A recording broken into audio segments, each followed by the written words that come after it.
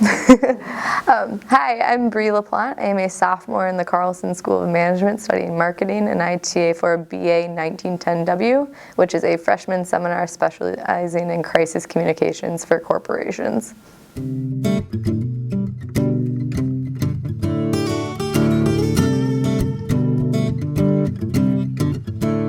First thing I think is just proofreading. If you turn something into me and it's not proofread, that just says a lot about how much time you put into it, how much effort you put into it. With proofreading comes just like word choice. Diction's a big one. I really hate the word interesting or words like great or things that aren't great descriptors or just like words that don't carry a lot of meaning. With that too, I think I look for a lot of passive voice. Business writing in particular should not have any passive voice in it because it's really who's doing the action, why are they doing it, because that kind of implicates who's in charge, and that's a big part of business.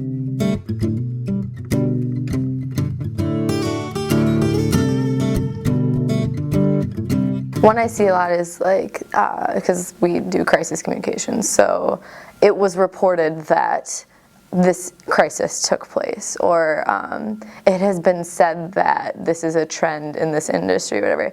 Really, just the alternative is, I think, just finding more information, just who is saying this, or even just on your own understanding is who is saying these things, who are doing these things, and it usually is getting away from generalities and trying to be more specific, which I think is also a key part of writing, is being as specific as possible, avoiding generalities, avoiding blaming general people or society, or really pinpointing who is doing what. It's because usually if you're being specific, you don't even use passive voice, because you can have a clear action, a clear subject, clear what the subject is acting on.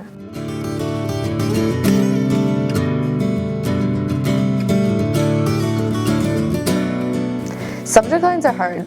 Usually, if it's a memo, especially where you're giving a recommendation, the best thing is to identify who the party in question is and like what they should do.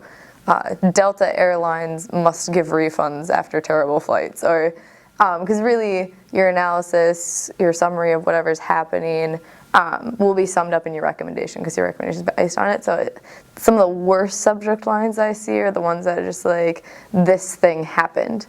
It's kind of more of a summary, or like, this thing was bad. So it's kind of starting on the analysis. But really, since the recommendation is the summation of all of that, just going with subject should do, or even better is if you have a subject, an action, and an implication. Delta Airlines should give refunds to maintain customer support are some of the strongest subject lines I see.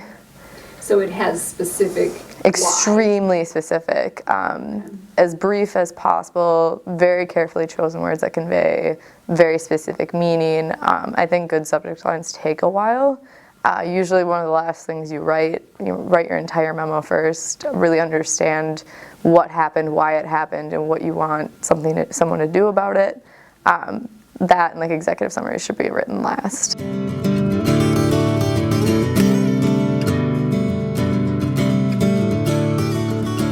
I would definitely write the headings last. We structure our memos like summary, analysis, recommendations, and you can have multiple sections within those. But I think you can't aptly summarize something in one line if you haven't written it yet. Generally, I think content should come first when you write, and then headings or subject lines or summaries should come last, because those are the things that are tools to your reader. They don't necessarily help you write the paper.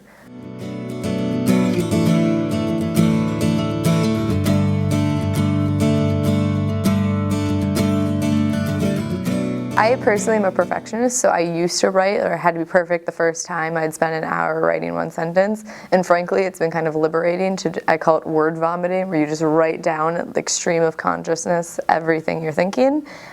Maybe some trial headings, like maybe this will be the heading that summarizes my section, but understand that it's a working draft. You will go back and revise and edit everything. Nothing is going to stay the same, but just to get that first attempt on the page will be miles more helpful than trying to get it right the first time. I think headings should still be lower priority because content really drives the memo. If the content's not there, no heading, no matter how good it is going to save it. But yeah, I think the more revision, the more eyes that see the paper, the more times you delete things and change them, the more times you print it out and physically edit it with a pencil and a highlighter, the better. The best memos I see are students who've met with me, who've gotten roommates and friends to peer edit for them, who they themselves have printed off, read it aloud. Honestly, just the more time you spend with the paper, the better quality it's going to be, especially for things like headings. The more people who read them, the more times you read them, the better they're going to be.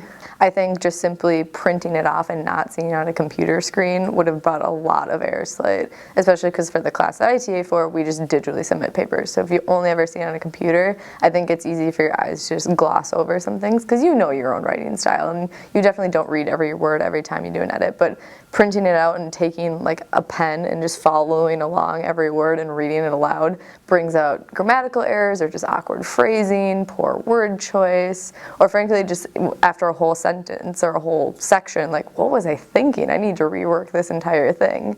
I just think the more time you spend with a paper, the better it's going to be.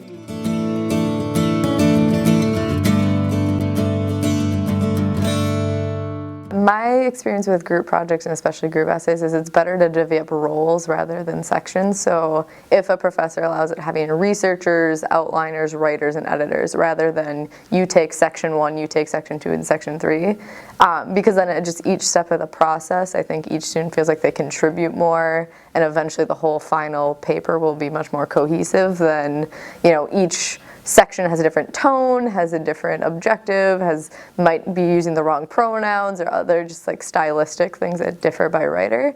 If that's not allowed or if every person really does need to write what's on the page, I think really trying to work together, maybe each person writes a section, but as a group edit. The more people in the group who read over it, who make suggestions, who ask like, oh, is this really the way we want to say it? And like obviously in a very polite and constructive way, give feedback and criticism to each other. I think the worst group project you could turn in is one where each person truly just wrote their own section. No one looked at each other's sections. You just handed it in and hoped that it sounded like one cohesive paper.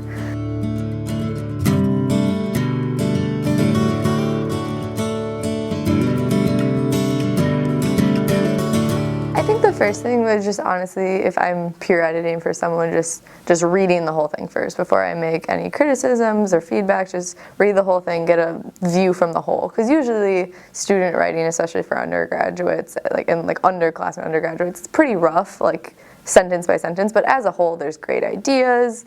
They definitely can do research. It's all there. It's just kind of polishing it, especially for business writing. The freshman, sophomore years of college is the first time that all these students are going to be doing business writing. So reading the whole thing to really get the general idea of what they're trying to say, and then leave feedback of, here's how you can say this better. So not just pointing out what's wrong, but really offering a solution or an alternative or just some like general comments to guide their, editing and revision efforts. Because I think there's nothing more disheartening than someone saying this is bad, but not saying why it's bad or how it could be better. Really that constructive feedback piece is, even if you know nothing about writing, you can just say, hey, this sentence sounds kind of awkward to me. Could you try this? Or would you read it aloud and tell me what you think? And kind of having those dialogues too will really help. I think more mechanics and other things, either a TA can help. Honestly, the newest updated version of Word is a harsher critic than any student edit I've ever gotten. It actually asks me what phrasing I'm thinking about and tells me to make changes. But I think meeting with the TA is honestly, every writing intensive course will have a TA who wants to help students edit their writing. I think for students who feel they don't have the expertise to give very specific feedback to their peers, should really focus on big ideas or just like how things are said. Maybe if the content is fine, just like, hey, can you say this better? This isn't clear to me. Like kind of speak on a peer level. Like if you were trying to explain this to me, I'm not quite getting what you're saying. And definitely to just be as polite as possible, because I think the other tendency is to get kind of harsh with your peers, and I'm definitely guilty of that. But I think being a TA has humbled me a lot in terms of giving feedback, because everyone is putting their best foot forward and wants to do well.